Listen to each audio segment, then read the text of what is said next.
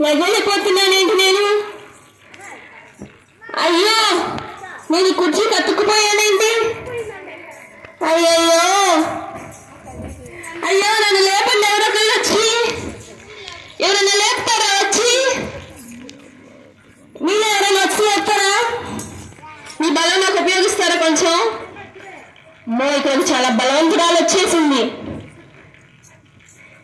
ఈమె నన్ను చాలా బలం ఉపయోగించి నన్ను లేపుతుంది. చెయ్యి మమ్మ, లేపుతాను.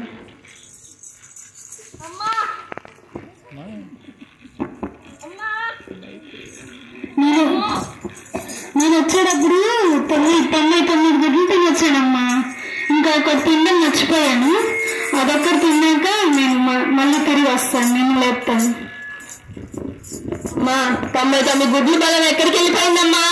అమ్మా, ఒక గుడ్డు బలం తినకపోతే ఏమైందమ్మా? ఏందో బలం బలం అంటారు, నన్ను లేపలేకపోతున్నారు.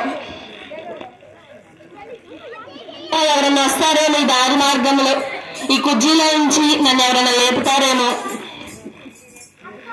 వామ్మో, బలవంతురాలు వచ్చేస్తున్నాము. డబ్బులు చూసారా? చేతుల్లో ఎన్నున్నాయో? అమ్మా, అమ్మా, కాస్త నన్ను లేపమ్మా. ఈ కుర్జీలో కొంచెం లేవలేకపోతున్నాను. నేను నీలాంటి వాళ్ళని ముట్టుకోను. నా దగ్గర ఎంత డబ్బులున్నాయో చూసావా? ఈ డబ్బులతో నేను నిన్ను లేపుతాను. ఇదిగో, ముందు 1,00,000 రూపాయలు తీసుకొని లేగు.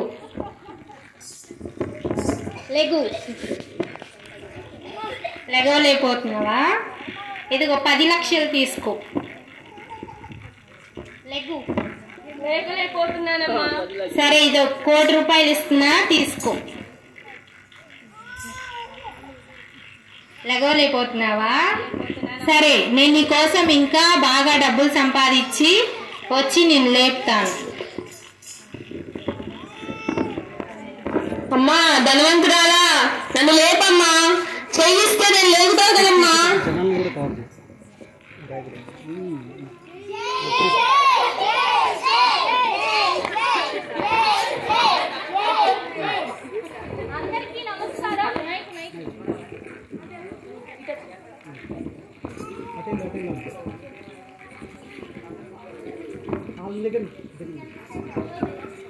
అందరికీ నమస్కారం.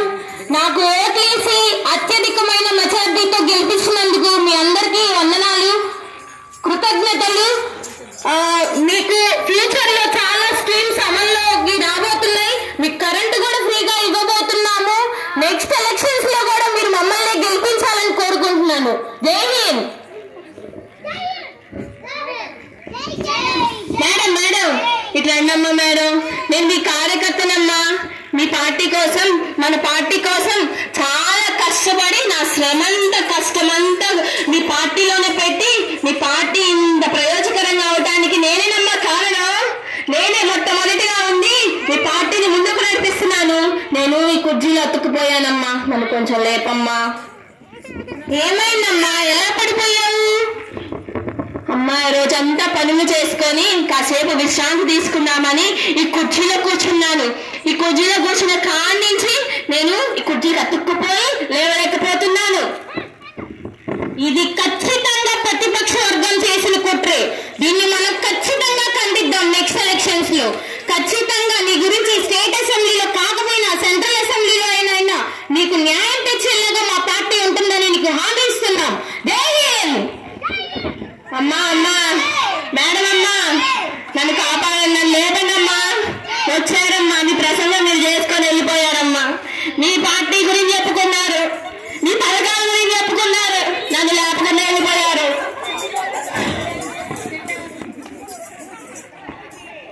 అబ్బో, చాలా ప్యాకెట్లు తినేస్తుంది. వీళ్ళ దగ్గర చాలా బలమే ఉందంటది. మరి అన్ని ప్యాకెట్లు తినేసి బలము చాలా ఉంది కదా, నాకు సహాయం చేస్తుందేమో అడుగుతాను. అమ్మా, నేను ఈ కుర్చీలో అతుక్కుపోయానమ్మా. నేను లెగవలేకపోతున్నానమ్మా. నన్ను కొంచెం లేపమ్మా. సరే.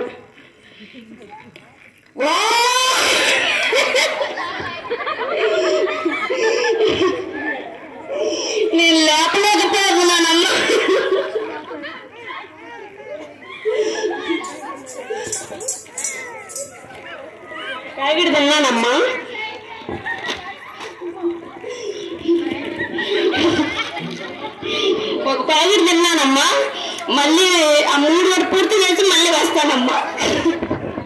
అమ్మా అమ్మా ప్యాకెట్లు బలం ఏముందమ్మా, నీ బలం ఉపయోగించమ్మా. ఆ ప్యాకెట్లు మొత్తం తిని మళ్ళీ రామ్మా, నన్ను లేపమ్మా.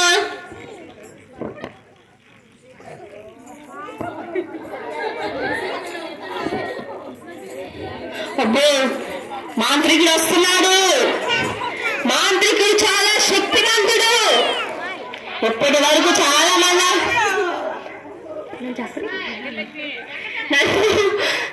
లేపుతాడు, నన్ను లేపుతుంది, ఈ కుర్చీలోంచి నన్ను లేపుతుంది.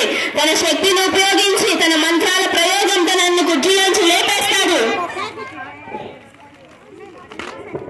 నువ్వు నిన్న సాయంకాలం నుంచి కుర్చీలోనే కూర్చొని కదా.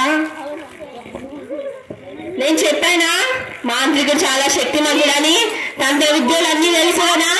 ఆయనకి నేను చెప్పకపోయినా నిన్న సాయంత్రం నుంచి ఈ కుర్చీలో కూర్చోవాలని తెలుసుకున్నాడు. మరి శక్తిమంతుడు కాదా? శక్తిమంతుడు. మరి నన్ను కుర్చీలో నుంచి లేపుతాడు.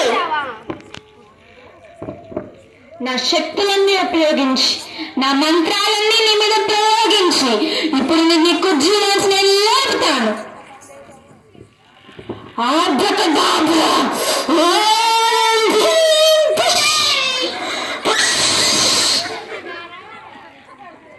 లే లే. నీకు పట్టింది చాలా పెద్ద దయ్యం. దీన్ని నేను ఇంకా శక్తి తెచ్చుకొని మళ్ళీ నీ దగ్గరకు వచ్చి నేను లేపుతాను. అయ్యా, నీ మంత్రాలు ఉపయోగించి నన్ను లేపుతావనుకున్నానే, నన్ను లేపలేకపోతున్నావే. మంత్రాలు కూడా నా పైన పని చేయట్లేదే.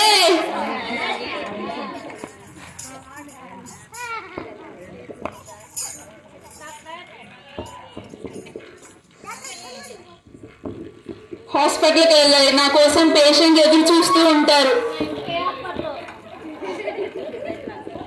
అమ్మా డాక్టర్ అమ్మా, నా వైపు చూడమ్మా, నన్ను కొంచెం లేపమ్మా. ఈ కుర్చీలోంచి అతుక్కుపోయి నన్ను లేపమ్మా. ఇప్పుడు నీ పరిస్థితి చూస్తుంటే నీకు మోకాల్లో ఏదో సమస్య ఉంది. సో దానికి నీకు బ్రెయిన్ ఆపరేషన్ చేయాలి.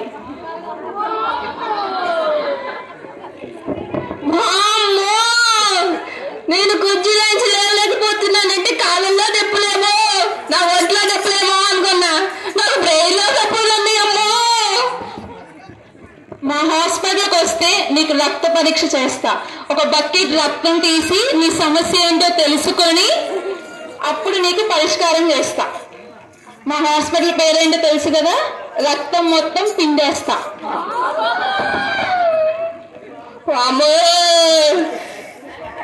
అందరూ నన్ను కాపాడలేకపోయారు. ఈ డాక్టర్ వచ్చి నన్ను లేపుదేమో అనుకున్నాను. నాకు ఏదైనా సమస్య ఉందో చెప్పి నన్ను లేపుదేమో అనుకున్నాను. నాకు నొప్పులు కాలంలో ఉంటే బ్రెయిన్ ఆపరేషన్ చేస్తుందంటుందేమో. హాస్పిటల్కి వెళ్తే రక్తం మొత్తం పిండేస్తానంటుంది. నేను మళ్ళీ ఇంటికి వస్తానా? రక్తం మొత్తం పిండేస్తుందంట, భక్తి రక్తం తీసేస్తుందంట.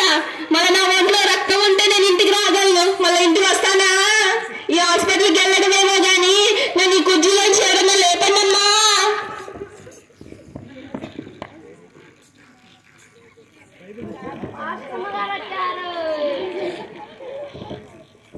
హల్లెలూయా, స్తుతి మహిమ ఎల్లప్పుడూ దేవుని కీర్తించెదం. హల్లెలూయా, స్తుతి మహిమ ఎల్లప్పుడూ దేవుని కీర్తించెదం. అమ్మా పాస్టర్ అమ్మా, మీకు వందనాలమ్మా.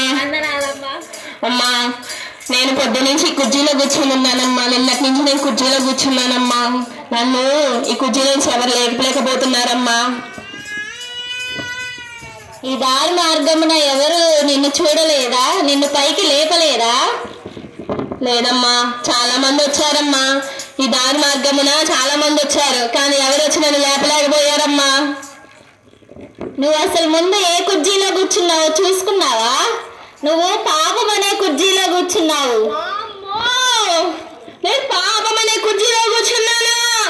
నేను విశ్రాంతి తీసుకుందామని, కాళ్ళు నొప్పులు వస్తున్నాయని, పొద్దు నుంచి పనిచేశానని కుర్చీలో కూర్చున్నానమ్మా.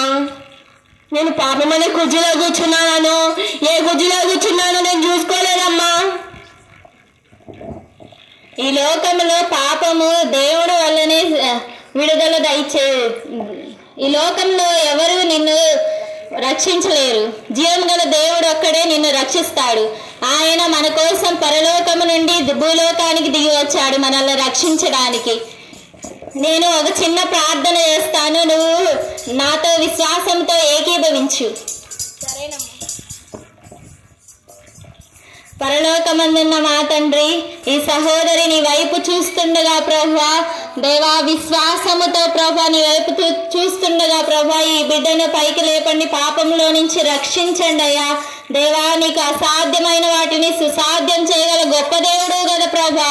దేవా ఈ చిన్ని ప్రార్థన నీ పాద సన్నిధిలో చేర్చుకోమని నజరేయుని యేసు నామములో స్తుతించి ప్రార్థించి అతి వినయముగా అడిగి వేడుకుంటున్నాం మా పరమ తండ్రి. ఆమేన్. ఇప్పుడు లేవు అమ్మా.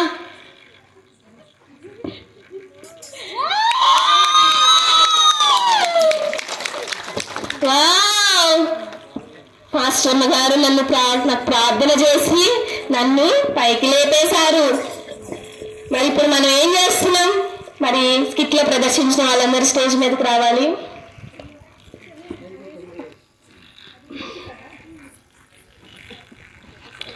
ఈ స్కిట్ లో మొదటిగా ఎవరు వచ్చారు? నేను వచ్చాను. నేను వచ్చేసి ఏం చేస్తున్నాను?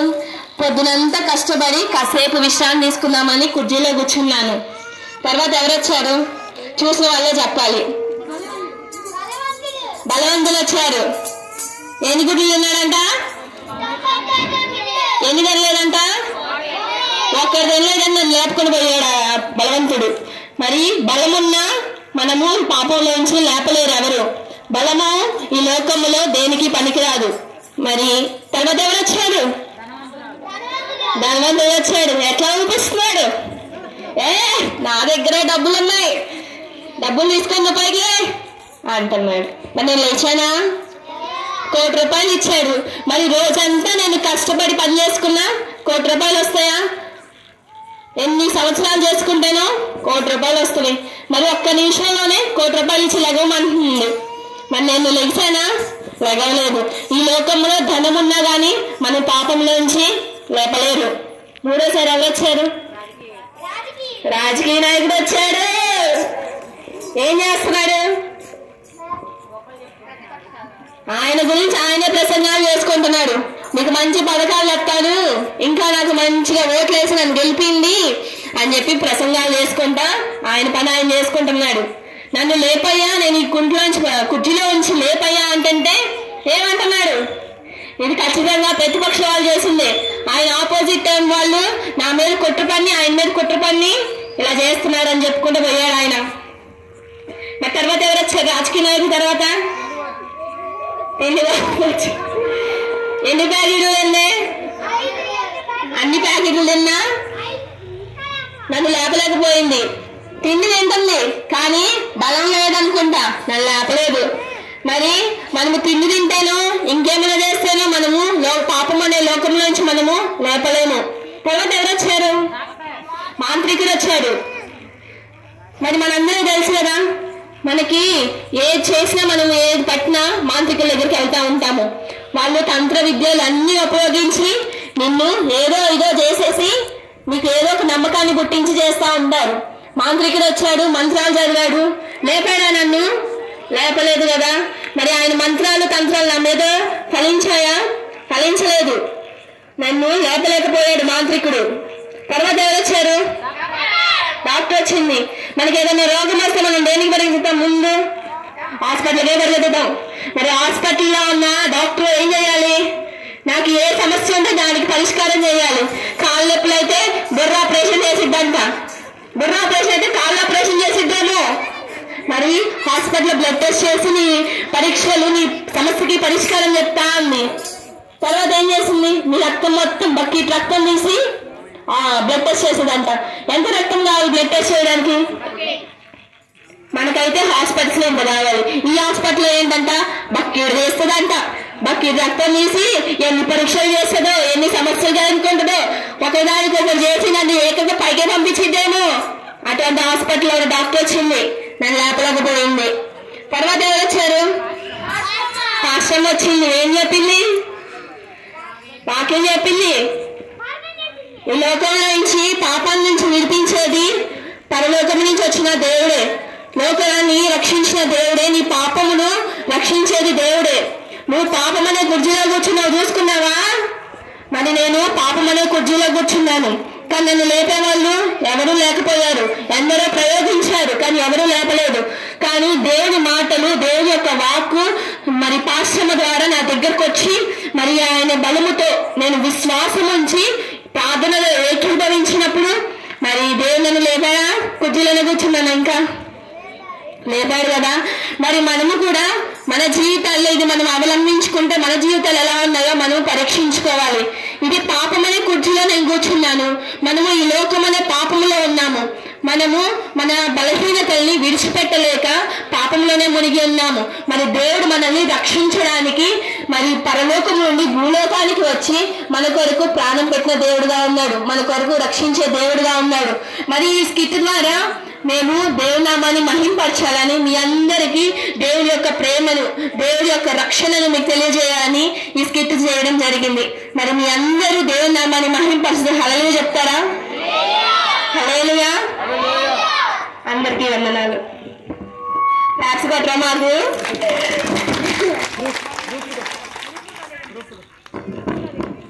పాస్టర్ గారు కూడా పైకి రావాల్సింది.